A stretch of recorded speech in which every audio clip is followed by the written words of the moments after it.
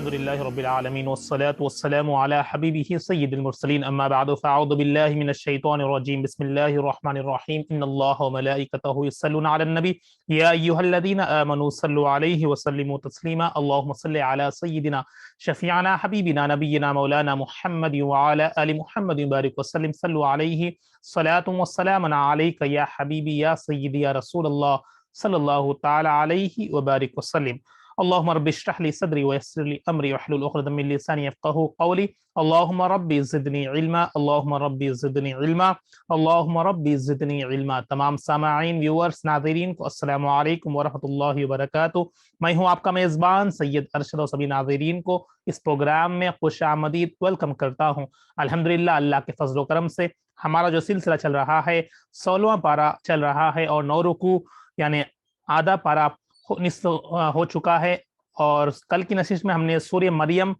مکمل کیا تھا، اور انشاءاللہ آج ہم سورہ طٰہٰ کی آغاز کریں گے۔ سورہ طٰہٰ کے تعارف اور اس کے مضامین اور اس کے اہم پوائنٹس تمام چیزیں پڑھ کر انشاءاللہ ترجمے کی جانب آگے بڑھیں گے۔ اچھی نیتیں کر لیں، اللہ کی رضا کی نیت سے توجہ کے ساتھ فوکس کے ساتھ سماعت کرنے کی کوشش کریں اور دعا کریں کہ اللہ تعالیٰ اس کو قبول فرمائیں۔ آئیے آغاز کرتے ہیں، بغور توجہ کے ساتھ سماعت کریں۔ بسم اللہ الرحمن الرحیم، اللہ کے نام سے شروع کرتا ہوں جو نہایت مہربان ہمیشہ رحم فرمانے والا ہے۔ سورہ کا تعارف، سورہ طٰہٰ کا تعارف، مقام نزول۔ سورہ طٰہٰ مکہ مکرمہ میں نازل ہوئی ہے، اس لیے اس کو مکیہ سورت میں شمار کرتے ہیں، اور اس کے رکوع اور آیات 8 رکوع ہے اور 135 آیتیں ہیں۔ طٰہٰ نام رکھنے کی وجہ، یعنی طٰہٰ کا یعنی ہر سورے کے نام کی وجہ ہم جان رہے ہیں، تو طٰہٰ نام رکھنے کی وجہ کیا ہے؟ طٰہٰ نبی کریم صلی اللہ تعالیٰ علیہ وسلم کے مبارک ناموں میں سے ایک نام ہے۔ جس طرح اسماء الحسنہ اللہ کے نام ہے، 99 نام جو اسماء الحسنہ کہا جاتا ہے، اسی طرح پیارے نبی کریم صلی اللہ تعالی وسلم کے بھی ان کے بھی اسماء النبی کے نام سے کئی نام جانے جاتے ہیں، تو اس میں طٰہٰ پیارے نبی کے مبارک ناموں میں سے ایک نام ہے جسے ہم پیارے نبی کو مخاطب ہو کر کہتے ہیں طٰہٰ۔ اور اس سورت کی ابتدا میں آپ صلی اللہ تعالی وسلم کو اس نام سے ندا کی گئی تھی، یعنی اس نام سے پیارے نبی کو پکارا گیا تھا اس سورت کے ابتدا میں، بس اسی نسبت سے اس سورت کا نام طٰہٰ رکھا گیا ہے، کیونکہ پیارے نبی کو اس نام سے نسبت سے بلائی گئی تھی، یعنی ندا بلایا گیا تھا، تو اسی نسبت سے اس سورت کا نام طٰہٰ رکھا گیا ہے۔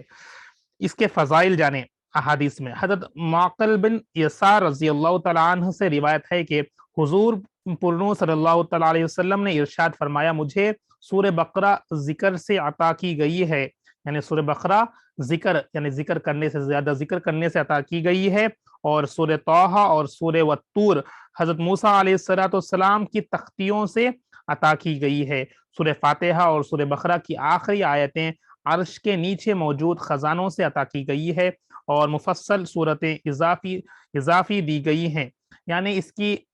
خصوصیت فضائل یہ ہے کہ اس سورہ طٰہٰ اور سورہ والطور موسیٰ علیہ السلام کے تختیوں سے عطا کی گئی ہے، اور دوسری صورت اللہ کے ذکر کرنے سے اور عرش کے نیچے موجود خزانوں سے عطا کی گئی ہے، سورہ بقرہ کی آخری آیتیں، سورہ فاتحہ۔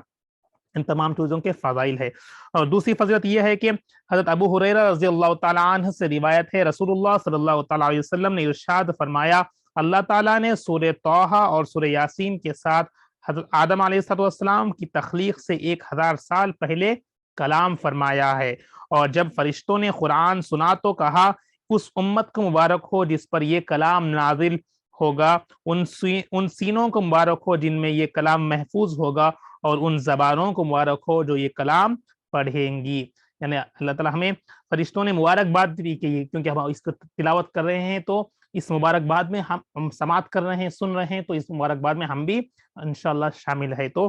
مبارکباد دی گئی ہے اس امت کو۔ کس نے؟ فرشتوں نے کہا، یعنی اس کی فضیلت یہ ہے۔ حضرت عمر فاروق رضی اللہ تعالیٰ عنہ اسلام قبول کرنے سے پہلے اسی سورت کی ابتدائی آیت پڑھ کر پکار اٹھے کہ یہ کس قدر حسین اور عظیم کلام ہے، اور اس کے بعد آپ نے اسلام قبول کر لیا. تو یعنی یہ صورت کی فضائل یہ ہے کہ عمر رضی اللہ عنہ اسلام، کیونکہ وہ کفار تھے پہلے، اسلام نہیں لائے تھے، جب آپ نے کلام پاک کو سنا اور اس صورت کی ابتدائی آیتیں سن کر اس حسین اور عظیم کلام کو سمجھ کر اسلام قبول کر لیا ہے، تو اس کی یہ فضلت ہے. تو آپ اس کو سماعت کرنے میں انشاءاللہ اس کی ترجمہ اگر ہم جانیں گے تو اس کی فضیلت میں اور ہم کو اضافہ ہوگا، ہمیں معلومات ہوگی کہ یہ صورت اتنی خاص کیوں ہے، اور اس کے مضامین، اہم پوائنٹس، اس اہم مضمون.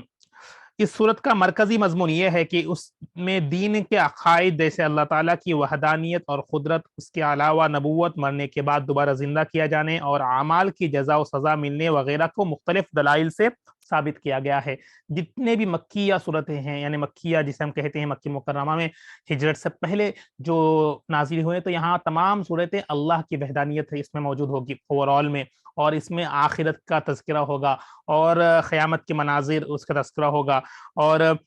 مرنے کے بعد دوبارہ اٹھانے جانے اس کے بارے میں آپ کو ذکر ہوگا. تو یہ تمام چیزیں اوور آل مضمون اس میں آپ پائیں گے. اس میں آپ کو اللہ کے نزدیک ہونے کے، یعنی اللہ کے وحدانیت کے بارے میں، اللہ کے قدرت کے مناظر، تمام چیزیں آپ کو اس میں نشانیوں کے طور پر آپ کو سماعت کی جائے گی. اور مدنی میں صورت میں آپ کو واقعات وغیرہ تذکرہ ہوں گے اور احکام وغیرہ اس میں شامل ہوں گے. اور قرآن پاک اس لیے نازل نہیں کیا گیا کہ اللہ تعالیٰ کے حبیب صلی اللہ تعالیٰ علیہ وسلم مشقت میں پڑ جائیں، بلکہ آپ صلی اللہ تعالیٰ علیہ وسلم کی ذمہ داری صرف قرآن پاک کے ذریعے نصیحت کرنا تھا. یعنی یہ مشقت نہیں، اس کو مشکل نہ سمجھے، بلکہ صرف نصیحت، یعنی ذمہ داری ہے کہ نصیحت کو پہنچانے، اس کی نیت سے آپ کو قرآن پاک عطا کی گئی ہے. اللہ تعالیٰ کے احکام پہنچا دینا اور خود کو زیادہ مشقت میں ڈالے بغیر عبادت کرنا ہے. حضرت موسیٰ علیہ السلام اور فرعون کا واقعہ تفصیل کے ساتھ بیان کیا گیا ہے، اور اس واقعے میں حضرت موسیٰ علیہ السلام کو بچپن میں صندوق میں بند کر کے دریا میں ڈالے جانے، حضرت ہارون علیہ السلام کے ساتھ حضرت موسیٰ علیہ السلام کو جابر و سرکش فرعون کے پاس بھیجنے، اور اللہ تعالیٰ کی وحدانیت کے بارے میں اس سے بحث کرنے، جادوگروں کے ساتھ حضرت موسیٰ علیہ السلام کا مقابلہ ہونے، حضرت موسیٰ علیہ السلام کی تائید اور مدد ملنے، جادوگروں کے ایمان لانے، حضرت موسیٰ علیہ السلام کا دریا میں راستے بنانے والا معجزہ ظاہر ہونے، بنی اسرائیل کے دریا پار کرنے، فرعون اور اس کے لشکر کے ہلاک ہونے، بنی اسرائیل کا اللہ تعالیٰ کی کثیر نعمتوں کی ناشکری کرنے، سامر جو کا سونے سے ایک بچڑا بنا کر بنی اسرائیل کو گمراہ کرنے، اور حضرت سامری یعنی جو جادوگر ہے وہ سامری کا سونے سے ایک بچڑا بنا کر نبی بنی اسرائیل کو گمراہ کرنے، اور حضرت موسیٰ علیہ السلام کا اپنے بھائی حضرت ہارون علیہ السلام پر اظہار غضب کرنے وغیرہ کا ذکر کیا گیا ہے. تو اس میں آپ موسیٰ علیہ السلام کا تفصیلاً واقعہ، بچپن سے تفصیلاً واقعہ انشاءاللہ آپ اس میں سماعت کریں گے. جو قرآن سے منہ پیر ہے، اس پر ایمان نہ لائے اور اس کی ہدایتوں سے فائدہ نہ اٹھائے، اس لیے جہنم کی سزا بیان کیا گیا ہے. اس میں قیامت کے دن کے ہولناکیوں اور اس دن مجرموں کے احوال بیان کیے گئے ہیں. حضرت آدم علیہ السلام اور ابلیس کا واقعہ بیان کیا گیا ہے. اللہ تعالیٰ کی ہدایت سے روگردانی کرنے والے کے انجام کا ذکر ہے. نبی کریم صلی اللہ تعالیٰ علیہ وسلم کو کفار کی اذیتوں پر صبر کرنے، اللہ تعالیٰ کی عبادت پر قائم رہنے اور گھر والوں کو نماز کا حکم دینے کی تلقین کی گئی ہے. فرمائش معجزات طلب کرنے والے کفار کا رد کیا گیا ہے. تو ان تمام چیزیں آپ انشاءاللہ تفسیر میں سماعت کریں گے. تو اوور آل آپ کیا اس میں پڑھیں گے، کیا موجود ہے، آپ نے سماعت کیا گیا ہے. اور ایک سیگمنٹ ہے مناسبت، جس کو پچھلے صورت کے ساتھ اس صورت کا مناسبت یعنی لنک کیا ہے، آپ اس کو سماعت کریں. سورہ طٰہٰ کی اپنے سے ماقبل سورہ مریم کے ساتھ مناسبت یہ ہے کہ سورہ مریم میں اللہ عز و جل نے کئی انبیاء کرام علیہ السلام کے واقعات و حالات بیان کیے، جن میں سے بعض کے واقعات و حالات تفصیل کے ساتھ بیان کیے گئے ہیں، جیسے حضرت زکریا، حضرت یحییٰ، حضرت عیسیٰ علیہ السلام وغیرہ، اور بعض کے مختصر بیان کیے گئے ہیں جیسا کہ حضرت موسیٰ، حضرت ادریس علیہ السلام وغیرہ، اور کچھ کی طرف اجمالاً اشارہ کر دیا گیا ہے. یعنی اس میں تفصیلاً کئی انبیاء کرام کے اور تھوڑے اشارے کے طور پر اور تھوڑے مختصر واقعات آپ چند انبیاء کرام کے اس سورہ مریم میں آپ نے سماعت کیا ہے. اب اس صورت میں حضرت موسیٰ علیہ السلام کا قصہ تفصیل سے بیان کیا گیا ہے کہ آپ علیہ السلام کو کس طرح نبوت سے سرفراز فرمایا گیا، اور آپ علیہ السلام کو کس طرح کے معجزات عطا کیے گئے، اور آپ علیہ السلام نے کس طرح ظالم بادشاہ کو حق کی دعوت دی، اور آپ علیہ السلام ہی کی دعا سے آپ کے بھائی کو نبوت سے نوازا گیا. تو اس میں آپ چند انبیاء کرام اور اس میں آپ موسیٰ علیہ السلام کا تفصیلاً واقعہ سماعت کریں گے جو اس سے کنٹینیوشن رہے گا. تو اس طریقے سے آپ کو اس صورت کی مناسبت لنک ملتی ہے یہاں پر. تو یہ رہے ہمارے مختصر سے سیگمنٹس جو اوورال آپ کو سمجھنے کے لیے آسانی ہوگی کہ یہ صورت میں آپ کیا پڑھیں گے، اہم مضمون کیا ہوگا. کیونکہ اگر آپ بعد میں بھی آپ سورہ طٰہٰ جب نام سنیں گے تو آپ کو آئیڈیا آنا چاہیے کہ ہاں یہ صورت میں یہ ٹاپکس کے اوپر بیان کیا گیا ہے. اور آپ کو جب اس سے آپ یاد رکھنے کی کوشش کریں گے تو آپ کو انشاءاللہ قرآن کو سمجھنے میں بہت آسانی ہوگی. تو یہ آپ اگر بغور کے ساتھ سماعت کریں گے تو انشاءاللہ آپ کو یاد دہانی بھی ہو جائے گی، یاد رہنے میں اور سماعت کرنے میں بھی آسانی ہو جائے گی. آئیے اب انشاءاللہ ترجمہ سے اس صورت کا آغاز کرتے ہیں. طٰہٰ ما انزلنا علیک القرآن لتشقیٰ. طٰہٰ حقیقی معنی اللہ اور رسول صلی اللہ علیہ وسلم بہتر جانتے ہیں، کیونکہ اسے حروف مقطعات بھی کہتے ہیں اور یہ نام پیارے نبی کا بھی ایک ناموں میں شامل ہے. ما انزلنا علیک القرآن لتشقیٰ، اے محبوب مکرم ہم نے آپ پر قرآن اس لیے نازل نہیں فرمایا کہ آپ مشقت میں پڑ جائیں. تو یہ گمان نہیں رکھنا چاہیے کہ قرآن جب نازل کی گئی اس سے آپ کو مشقت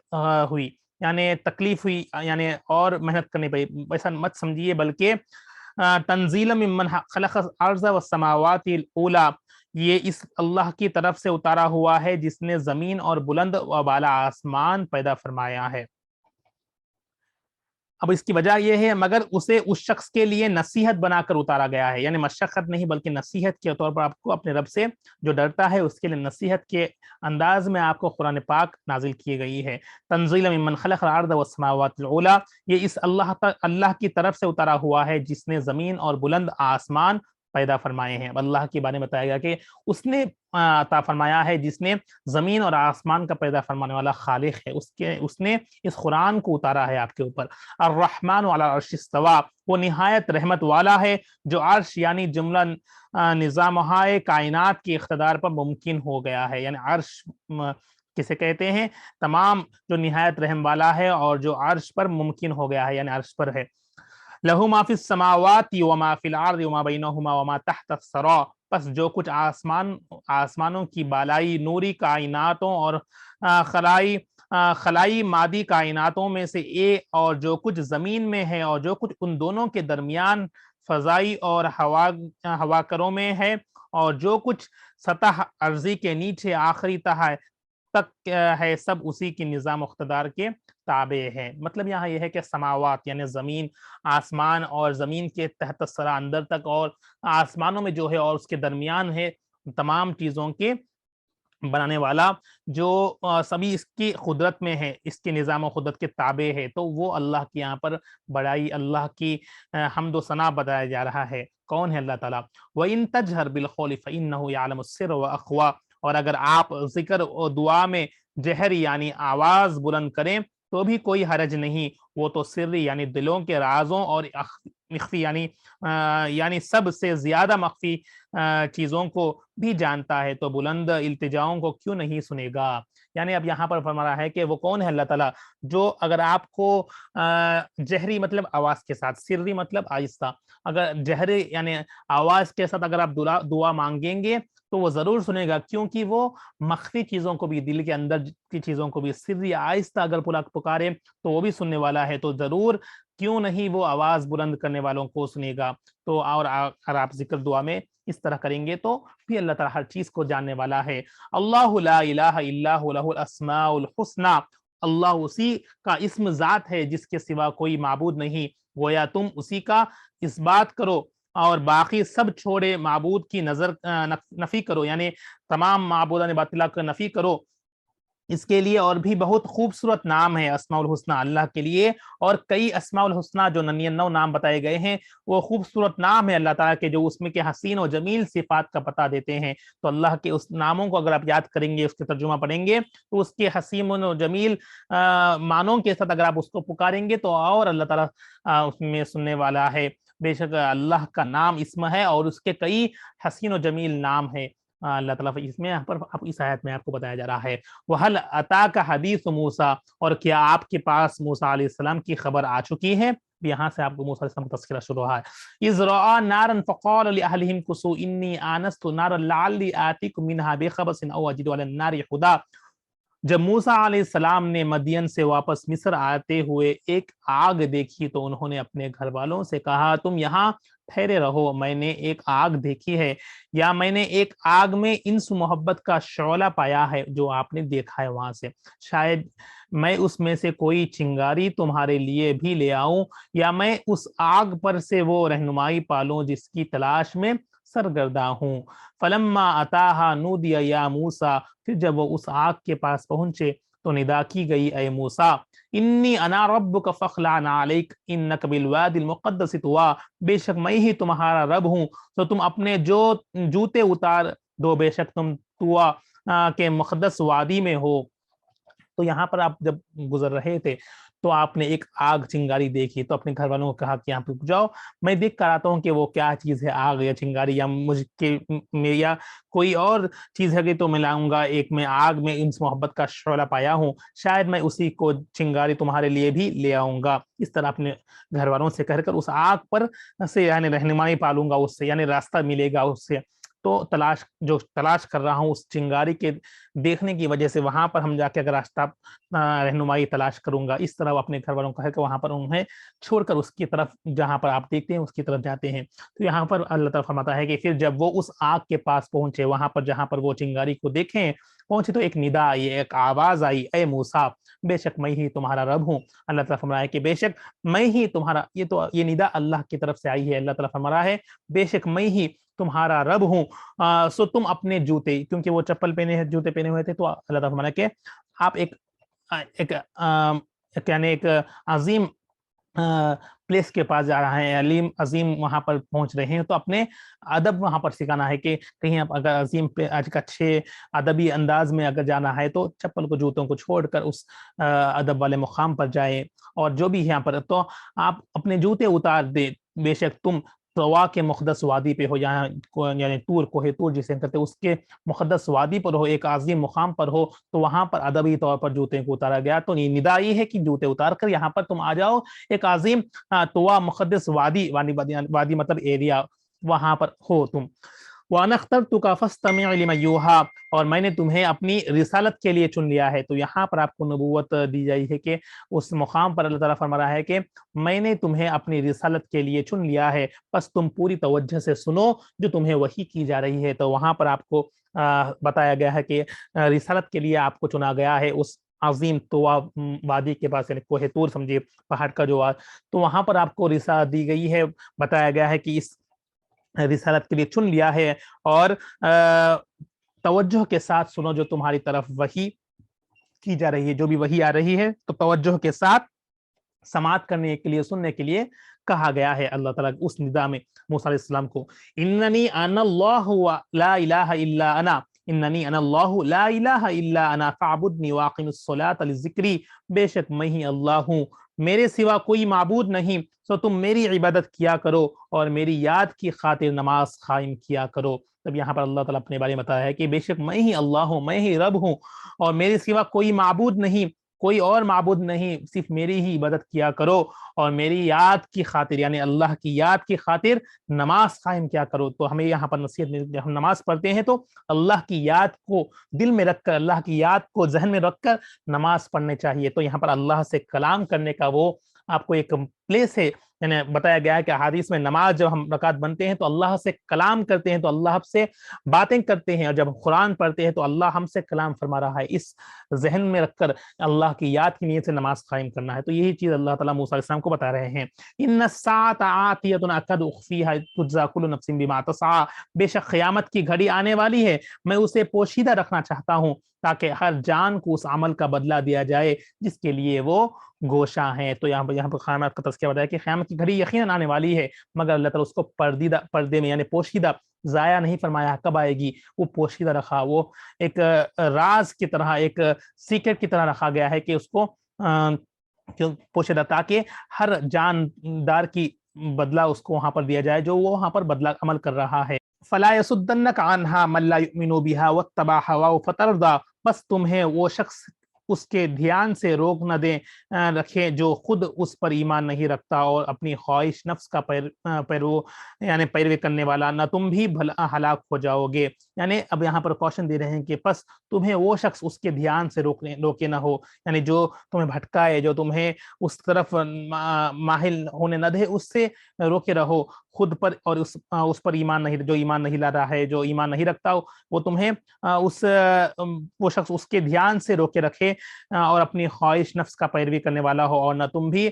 ورنہ تم بھی ہلاک ہو جائے۔ اگر تم اس کے فالو کرنے والے جو تمہیں بھٹکا رہا ہے اور ایمان نہیں لانے والا ہے، جو ایمان نہیں لایا، اور اس کے دھیان سے، اس کے فوکس سے تم ہٹ جاؤ، ورنہ تم بھی اس کی طرح اگر ماہر ہوگے، اگر یعنی ایمان نہیں لاؤ گے، فالو نہیں کریں گے، تو ورنہ تم بھی اسی طرح ہلاک ہو جاؤ گے۔ وما تلک بیمینک یا موسیٰ، اور یہ تمہارے داہنے ہاتھ میں کیا ہے اے موسیٰ؟ ان سے سوال کیا، یعنی سیدھے ہاتھ میں کیا ہے اے موسیٰ؟ قال ہی عصایا اتوکل علیہا واہش بہا علی غنمی ولی فیہا معارب اخری۔ انہوں نے کہا یہ میری لاٹھی ہے، میں اس پر ٹیک لگاتا ہوں اور میں اس سے اپنی بکریوں کے لیے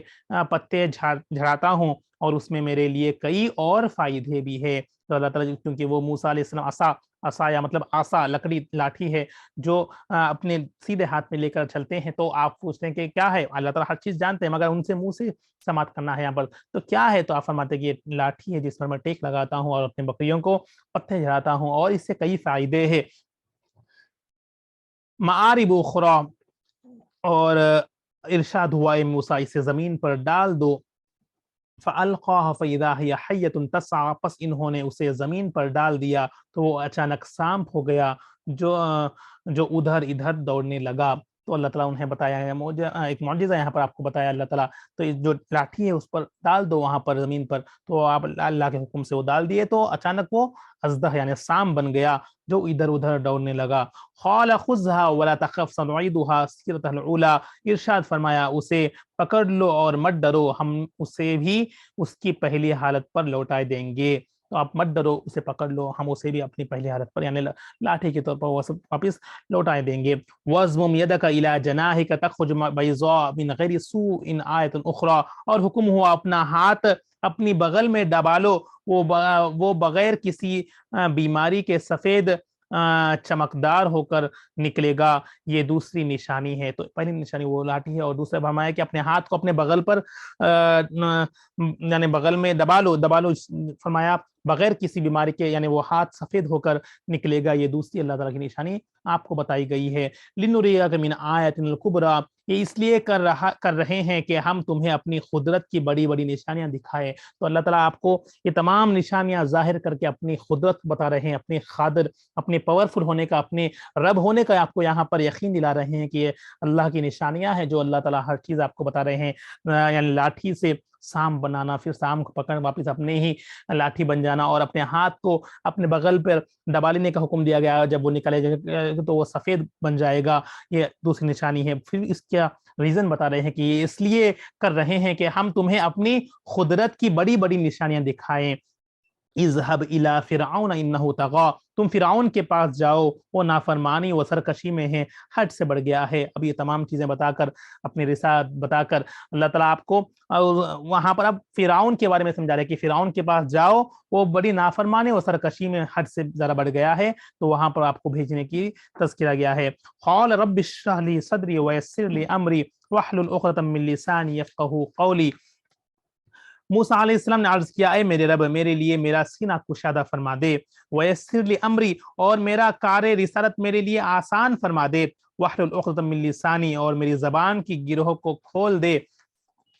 یفقہوا قولی، کہ لوگ میری بات آسانی سے سمجھ سکیں۔ تو جب یہ آپ کو رسالت دی گئی اور آپ کو فرمایا گیا کہ فرعون کے پاس جاؤ، بے شک وہ سرکشی کرنے والا ہے، تو موسیٰ علیہ السلام دعا کرنے لگے کہ اے میرے رب میرے لیے میرا سینہ کو کھول دے۔ یہ بہترین دعا ہے جو ہم سب کو پڑھنا ہے۔ کبھی اگر آپ کو کوئی اسٹوڈنٹس ہو کچھ یاد کرنا ہو تو اس سے پہلے اس دعا کو یہاں سے لے کے جہاں تک میں پڑھا ہوں وہاں تک پڑھ کر دم کر لیں 7 بار یا 11 مرتبہ یا 3 مرتبہ پڑھ کے اگر پڑھیں گے تو، کیونکہ یہ دعا ہے جو موسیٰ علیہ السلام نے مانگی ہے اس سے سینہ کشادہ ہونے کے لیے، یاد دہانی ہونے کے لیے بہترین دعا ہے۔ تو آپ نے فرمایا اے میرے رب میری لیے میرا سینہ کشادہ فرما دے اور میرا کار رسالت میرے لیے آسانی فرما دے، یعنی میں جو دعوت دینے جا رہا ہوں، جو رسالت کرنے جا رہا ہوں، یعنی اس میں آسانی فرما دے اور میری زبان پر گروہ کو کھول دے۔ اس کا واقعہ ہے جو بچپن میں آپ کے زبان کو لکنت آ گئی تھی، تو وہ انشاءاللہ آگے آئے گا۔ تو آپ اس لکنت دور ہونے کے لیے، زبان کے گروہ کو کھول دینے کی دعا فرما رہے ہیں تاکہ کہ لوگ میری بات کو آسانی سے سمجھ سکیں۔ وَجَعَلْ لِي وَزِيرًا مِّنْ أَهْلِي، اور میری گھر والوں میں سے میرا ایک وزیر بنا دے۔ ہارون آخی، وہ میرا بھائی ہارون علیہ السلام ہو۔ آپ دعا کرتے ہیں کہ کیونکہ میں اگر جب جاؤں گا تو میرے گھر والوں کے لیے وزیر بنائے جو میرے بھائی ہارون علیہ السلام کے بارے میں آپ دعا فرماتے ہیں۔ اسجد بھی ازری، اسے میری کمر ہمت یعنی مضبوط فرما دے، میری کمر بس یعنی میں جب یہاں پر نہیں رہوں گا تو آپ کو مضبوط فرما دے۔ وَأَشْرِكْهُ فِي أَمْرِي، اور اسے میرے کار رسالت میں شریک فرما دے۔ آپ موسیٰ علیہ السلام نے اپنے بھائی کی رسالت کے واسطے دعا فرمائی کہ آپ کو بھی نبوت عطا فرمائے، تو آپ یہ تمام چیزیں دعائیں کر رہے ہیں رب سے۔ کئی نسبحک کثیرا، تاکہ ہم دونوں کثرت سے تیری تسبیح کیا کریں، ونذکرک کثیرا، اور ہم کثرت سے تیرا ذکر کیا کریں، انک کنت بنا بصیرا، بے شک تو ہمیں سب حالت کی تناظر میں خوب دیکھنے والا ہے۔ یہ تمام گفتگو اللہ اور موسیٰ علیہ السلام سے ہو رہی ہیں۔ اللہ تعالیٰ نے فرمایا، پھر موسیٰ علیہ السلام یہ تمام چیزیں اپنے رب سے فرماتے ہیں، کلام فرماتے ہیں، اس لیے اللہ تعالیٰ موسیٰ علیہ السلام کو کلیم اللہ کا لقب بتایا گیا کہ اللہ سے کلام کرنے والے۔ تو اللہ تعالیٰ سے کلام کر رہے ہیں کہ یہ تمام چیزیں عطا فرمائے تاکہ ہم تیرا ذکر کر سکیں، تیرے عبادت کر سکیں، تسبیح کو کثرت کر سکیں۔ کیوں؟ دونوں بھائیوں کو نبوت ملے گی تو اس طرح۔ قال قد اوتیت سؤلک یا موسیٰ، اللہ نے ارشاد فرمایا اے موسیٰ تمہاری ہر مانگ تمہیں عطا کر دی جائے گی، عطا کر دی۔ وَلَقَدْ مَنَّنَّا عَلَيْكَ مَرَّةً أُخْرَى، اور بے شک ہم نے تم پر ایک اور بار اس لیے پہلے بھی احسان فرمایا تھا، تو اب بھی احسان فرمائیں گے، اور پہلے بھی آپ کو احسان فرمایا تھا۔ کیا؟ اِذْ أَوْحَيْنَا إِلَىٰ أُمِّكَ مَا يُوحَىٰ، جب ہم نے تمہارے والدہ کے دل میں وہ بات ڈال دی جو ڈالی گئی تھی۔ تو اب یہ موسیٰ علیہ السلام بچپن کا واقعہ اللہ تعالیٰ آپ کو یاد کر رہا ہے کہ ہم نے پہلے بھی تم پر احسان کر دیا تھا، تو انشاءاللہ اب آئندہ بھی آپ کو اب بھی جو دعائیں مانگی ہے وہ انشاءاللہ پوری کر دی جائے گی۔